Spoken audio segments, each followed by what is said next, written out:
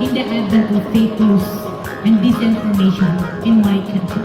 We need to work it out. We need to prove that we are the voice of the people. We are the media. We are the facilitators.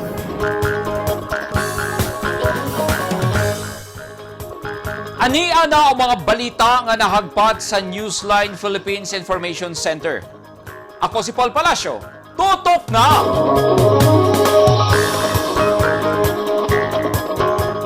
Sa mga headlines, danyo sa agrikultura o infrastruktura tungo sa bagyong Odette, miabot sa 3.6 billion pesos sumala sa NDRRMC.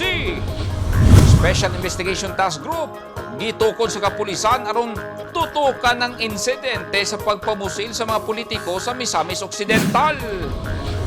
High-powered firearms o improvised explosive device na recover sa mga sundalo luyo sa ilang relief operations. O selebrasyon sa Pasko sa mga pamilyang nawadlan og kabanay o nakalingkawas tungod sa COVID-19. Atong sayron!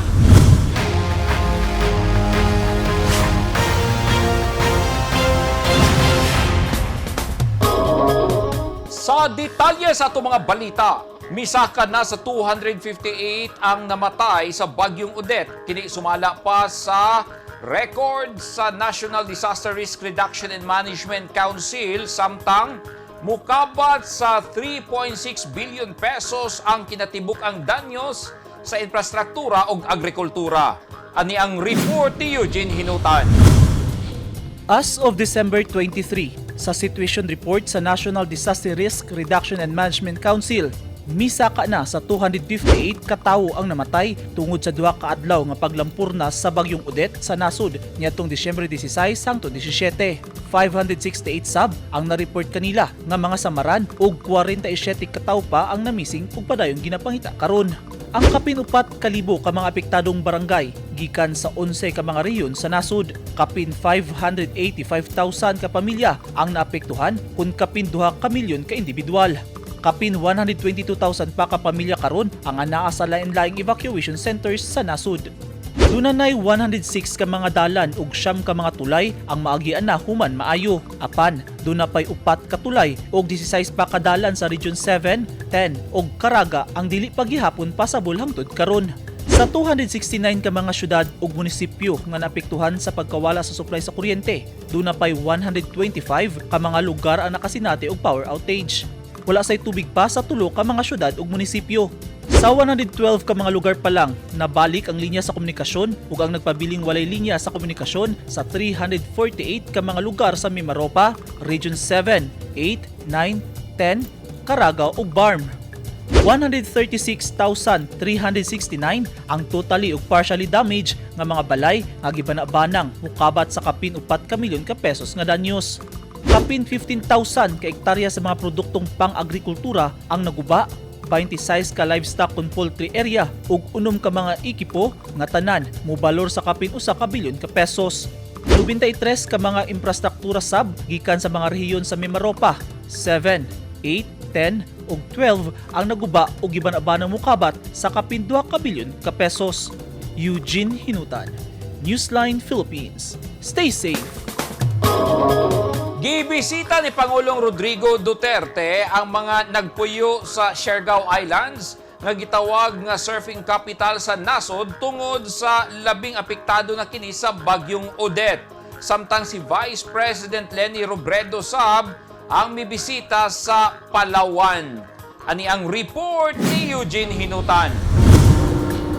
Human ang pagbisita ni Pangulong Rodrigo Duterte sa Maasin, Leyte. Gibalikan niyang bisita ang Siargao Island, Surigao del Norte niadtong Disyembre 22. Personal niyang gisusi ang kahimtang sa mga nabiktima sa bagyong Odette sa isla nga giilang surfing capital sa nasud. Subling gisaad sa Pangulo ngadto sa mga residente nga walay magutman kanila sanglit dunay mga hinabang ang gobyerno. Ayaw mo kaguol kay nakadugay po ko sa Manila. Dugay na may kwarta katapusan na gusto ang budget na hunya. Ang nakahurot yun sa atong kwarta ang COVID. Ang akong calamity nga para sa kuan wala na galing ang mga proyekto sa gobyerno nga di kayo on time. gikaltasan na lang nako tanan, nakaipon ko gamayng kwarta. Muning nagsige na ko og suroy, Governor, tagain ko hantod Huwebes. I-download na mo niya. Kaya pagsugod yun, asa ko mangita kwarta.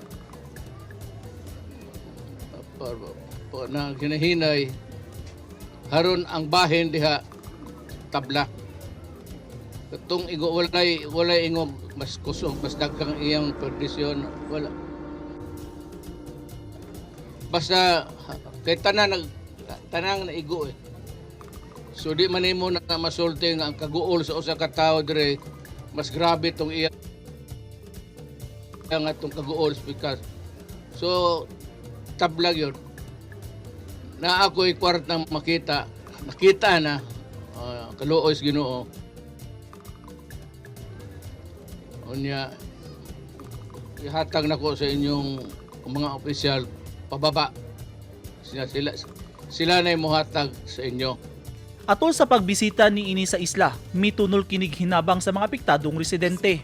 Usa ang Siargao Island sa mga hilabihang naapektuhan sa bagyong Odette. Kini na ang ikaduhang higayon nga mibisita ang Pangulo sa isla. Sa samang adlaw, mibisita sa Dinagat Islands sa Caraga Region ang Pangulo ug gisusi sab ang mga lugar nga giguba sa bagyo. Samtang mibisita sab sa Palawan si Vice President Leni Robredo ug personal nga gikumusta ang sitwasyon sa mga residente nga naapektuhan usab sa bagyong Odette. Nang apud-apud sab siya og relief assistance sa mga apektadong residente sa lugar. Nakikita sab siya sa mga local officials didto og nakigkoordinar sa ilang ipahigayong relief operations og rebuilding efforts. Padayong naglibot sa pipila ka mga lugar sa Visayas ug Mindanao ang Pangulo ug Vice Presidente aron personal nga ihatod ang mga hinabang gikan sa nasudnong panggamhanan sa ingon mabati sab sa mga apektadong residente ang ilang presensya ug pagpangga labi na karong Pasko. Samtang nagpadayon sab ang lain-laing sektor sa komunidad sa paghimo og relief operations. Eugene Hinutan, Newsline Philippines. Stay safe.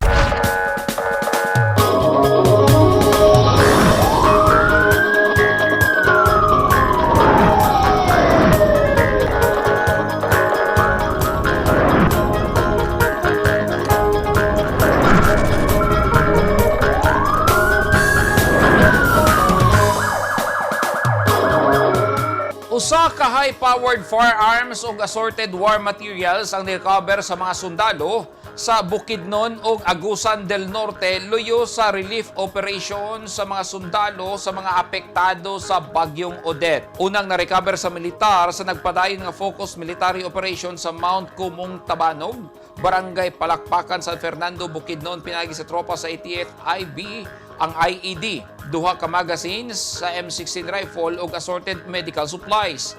Sa Barangay San Isidro, Santiago, Agusan del Norte, nag-inkwentro ang tropa sa 29th IB sa 5 ka mga miyembro sa NPA nga may resulta sa pagka-recover sa usa ka M16 rifle ug assorted nga mga bala. Magpadayon ang operasyon sa militar sanglit karong Disyembre 26 na ang anibersaryo sa Communist Party of the Philippines aron dili kini makapurma.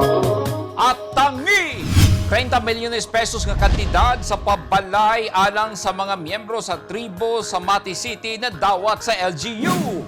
O ginang nga nabalo tungod sa COVID-19 na bati ang kahawang sa selebrasyon sa Pasko.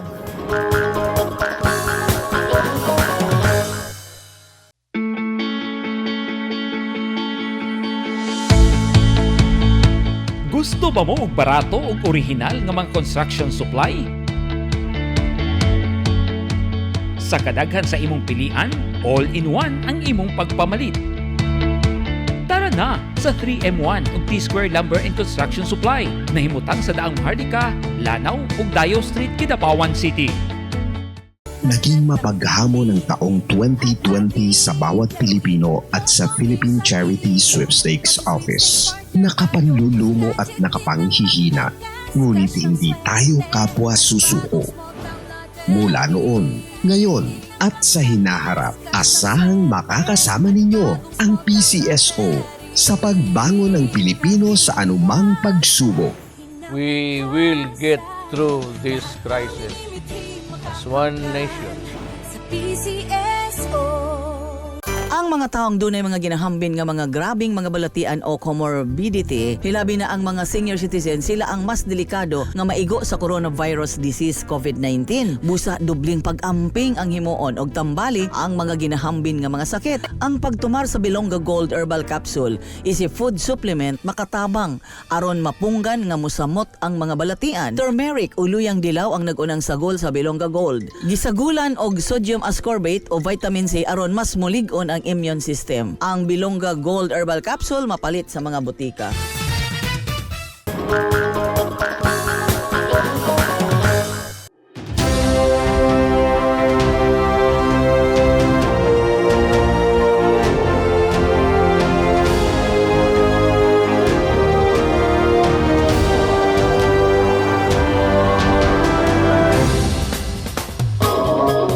This portion is brought to you by Toyota. This portion is brought to you by Rizal Memorial Colleges. Gilayong gitukod sa kapulisan ng Special Investigation Task Group nga motutok sa insidente sa pagpamusil sa Tangub City kung asa duha ka mga politiko ang nasamdan lakip na dinhi si Mayor Michael Gutierrez sa lungsod sa Lopez Haina sa Misamis Occidental. Ani ang report ni Dina Diestro. Gapaabot pa ang pamilyang Gutierrez nga makamata ang ilang padre di pamilya. Nga si Lopez Haina Mayor Michael Gutierrez, human ang operasyon niini kagahapon sa Kadlawon, Disyembre 23 sa ospital sa Uzames City sa Misamis Occidental. Nakaangkon og usa ka samad pinusilan sa ulo si Gutierrez. Samtang naigo lang sa splinter sa tangkugo si kanhi Oroqueta City Mayor Jason Almonte. Dihang gipusil sila samtang ka Christmas party sa Barangay 7 Tangub City Miyerkules sa gabi, Disyembre 22. Nakuhaan pa og aktual nga video ang pagpamusil kung asa makita nga gaistorya si Congressman Wamenal samtang galakaw pa duol sa ilang kauban si Mayor Gutierrez. Kagahapon sab, gitukod gilayon sa kapulisan ang Special Investigation Task Group nga maoy mututok sa kaso. Hindi po natin masasabi, ma'am, na kung ano yung motibo o sino yung target talaga. Ongoing pa ho ng investigation ng ating kapulisan. Sa ngayon, ma'am, hindi po natin masasabi na ano ba yung related sa politics o yung nangyari. Kasi yung investigation pa ho natin, ongoing pa po. Si Mayor Gutierrez, kandidato pagkabisig gobernador sa Misamis Occidental sa lokal nga partido nga Team Asenso. Running mate ni ini si incumbent Congressman Henry Wamenal sa pagkagobernador o si Almonte sa pagkakongresista sa unang distrito. Ang Team Asenso, usa ka lokal nga partido nga ubos sa PDP laban. Si Gutierrez ug Almonte nalakip sa listahan sa mga narco-politicians ni Pangulong Rodrigo Duterte ni atong tuig 2016. Dina Diestro, Newsline Philippines, stay safe. Gihatagan og pinaskuhang pabalay sa National Housing Authority kon NHA ang mga informal settlers nga miyembro sa tribo sa Mati City, Davao Oriental.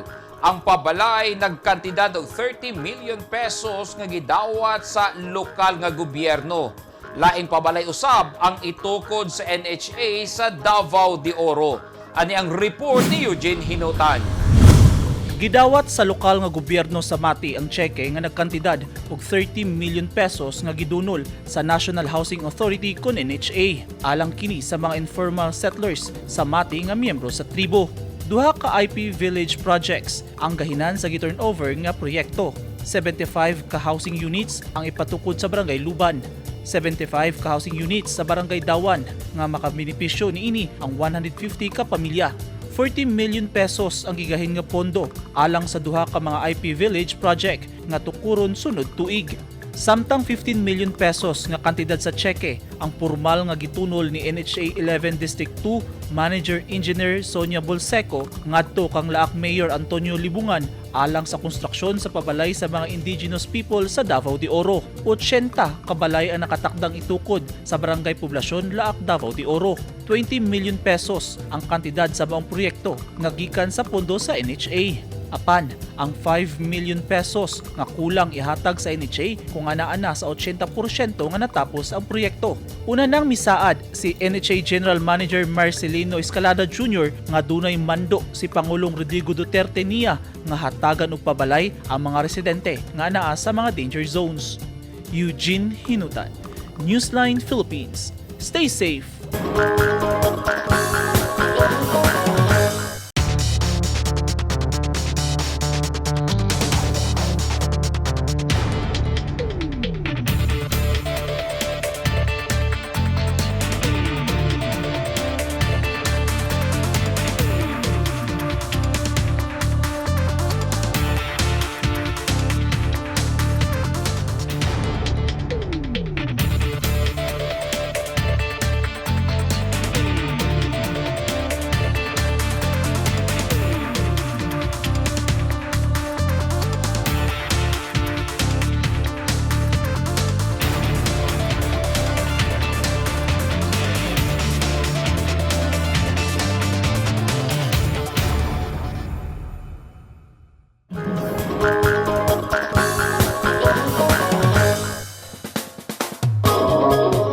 Nagbahad ang 4th Infantry Division sa Philippine Army nga dili muundang sa paglutos sa mga rebelding New People's Army kun NPA sa ilang area of responsibility.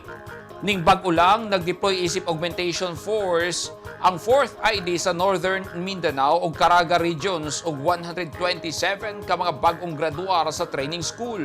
Miagi og 4 ka bulan nga basic military training og 45 kaadlaw nga infantry orientation course ang mga migraduar aron mas andam sa pakigubat sa 50 ka tuig na nga communist insurgency.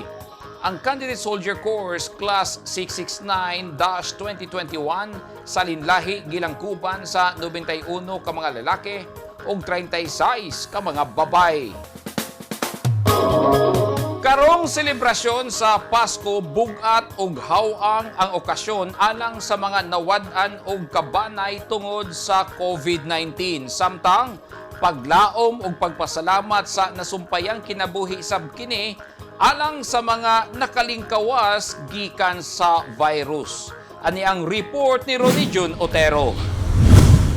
Gibubo na lang ni Nelia Duping ang iyang atensyon sa mga tinanom kaniadto nga mga bulak sa iyang bana nga sa Ildefonso at ubangan sa ilang balay sa Curvada, Bansalan, Davao del Sur. Niadtong Setyembre 6 ning tuiga, pasado alas 9 sa gabi, may panaw sa Ildefonso, human kini nag-cardiac arrest og nagpositibo sa COVID-19. 45 anyos nga nag-uban si Nelia og LD. Apan karong tuiga mao'y pinakaunang higayon nga magpasko ug musugat sa bagong tuig si Nelia nga dili kauban ang bana. Sa wala pa siya biyain ni LD, puno sa kalipay ang ilang balay matag bulan sa Disyembre. Hawaan, gabi kay kahawaan. Mura ko naputlan og amot ko kasabot di kasabot ba sa pagkamatay ni hanto kay wag ko kasabot sa gibati. Human magpositibo sa COVID-19 ang iyang bana, gipailawom ang tibok banay sa 14 ka adlaw nga home quarantine. Hinuon, doon na sila nadawat nga mga food packs gikan sa LGU ug uban pang mga politiko. Apan, wala mabati ni Nelia ang tinuuray nga tabang sa gobyerno kanila. Sa DSWD unta, dapat mutabang sila, di ba? Kaya kada pangutanan ako nga mo atunta ko doon sa wala man, fake news na. So, unsa man di ay madawat sa tao nga, para namo nga naghirap, unya, bisa na lang pagkaklimit niya, nakatabang sila gamay, wala din natabang sa pagkrimit sa kumbana. Sa pagsulay nga bidangat sa ilang pamilya, matod ni Nelia, ang pamilya raw sab nila mao'y naghatag og kusog sa matag usa kanila nga magpadayon sa kinabuhi. Sa pagpanaw sa ilang padre de pamilya na ilo si Nelly ug ang ilang tulo ka mga anak nga duna na po'y tagsa-tagsa ka pamilya. Daghan pa ang sama sa pamilyang Duping nga magsaulog sa Pasko ug magsugat sa bagong tuig nga dili na kumpleto ang miyembro sa pamilya tungod sa COVID-19. Gani, sa datos sa Municipal Health Unit sa Bansalan, 93 ka mga individual ang namatay sa lungsod tungod sa COVID-19, usa na niini si LD. Meabot usab sa 1,735 ka mga individual ang nataptan sa sakit kung asa 1,641 niini ang nakarecover. Apil sa 1,641 nga nakarecover ang pamilya ni Jaira Ye nga taga Barangay Buenavista, Bansalan. Si Jaira dunay duha ka anak, 11 ka bulan ug 4 ka tuig. Nadtong Setyembre 5 silang tanan nga pamilya. Uban ang iyang live-in partner nataptan sa COVID-19. Busa silang tanan sab gipailawom sa 21 ka adlaw nga kwarantinas. Wala masay rin ni Jaira kung asa nila na kini nakuha, apan aminado siya nga nakasinati sila og daghang sintomas sa sakit. Naadyo sir, mawala ang panglasa, taas na kalintura, mawala imong panimhot. Nana, daghan jug mga sintomas nga among nabatian gila to nga panahon. Apan, Leonie ini, nagpasalamat siya sa mga taong mitabang kanila panahon nga sila na priso pinaagi sa kwarantinas. Salamat kito sir, kaya bisag nag-quarantine mo, tuod nagpositive, pero nakaluyan, nakalahutay mamay, or nakasurvive. Nga karon nag-abot-abot may buo lang gihapon, nga nakaluwas ko sa mga itong batik. Sa tala sa Department of Health, miabot na ngadto sa 2,837,784 ang nataptan sa sakit sukad ni adtong Disyembre 22. Miabot na usab sa 50,916 ang namatay og 2,777,630 ang nakarecover. Daghan pang sama sa pamilya ni Nelia Duping ug ni Jai Reye nga dunay mga istorya bahin sa COVID-19, istorya sa kasub-anan ug istorya sa paglaom. Apan, ang importante sa tanan, nakaantigot ang tanan sa pagkigbisog sa kinabuhi ug padayong nagsalig sa atong Ginoo sa bisan unsa nga pagsulay. Ronnie John Otero, Newsline Philippines, Province of Davao del Sur. Stay safe.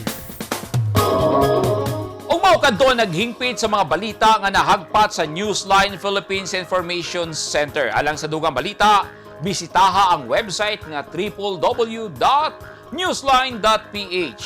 Sa Facebook page, Instagram, newsline.ph o sa Twitter, newsline.ph. Kung aduna mo'y mga balita o impormasyon sa iyong tagsa-tagsa ka mga lugar sama sa sunog o baha, mamahimo ka na ninyong i-share pinagi sa Newsline Messenger. Makita o sabi ninyo sa Channel 50 sa Sky Cable sa Davao o General Santos City. Channel 49 o Channel 50 usab kita sa NCTVN Cable TV sa North Cotabato. O siyempre, mo-subscribe kita sa YouTube channel sa Newsline Philippines. O doon na punta sa app sa TikTok. Kapin-upat ka oras na lang, Pasko na! Ako si Paul Palacio. Dagang salamat and stay safe!